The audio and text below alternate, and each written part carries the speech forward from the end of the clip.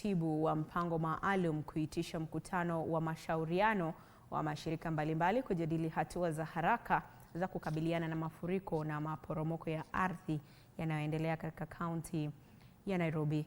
Akizungumza wakati wa ziara yake katika Drive-in Ruaka, ambapo mama mmoja mwenye umri wa miaka 23 na watoto wake wawili wadogo walipoteza maisha yao kwa huzuni, Waziri Ruku alifichua kuwa kaya 55 zimeathirika huku takriban watu 200 wakipoteza makazi. Waziri huyo aliwahakikishia familia zilizoathirika kuwa serikali tayari imetoa chakula cha msaada na vifaa vingine muhimu ili kuboresha maisha yao.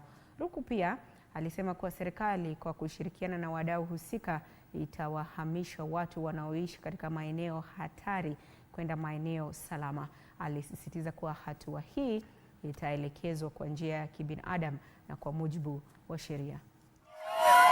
Yale ambayo imefanyika ya mama na watoto wawili wake, mtoto wa mwaka moja na mtoto mwingine wa miaka 3 kuaga dunia kupitia ile janga ambayo imefanyika, tutahakikisha ya kwamba kupitia ngao, kupitia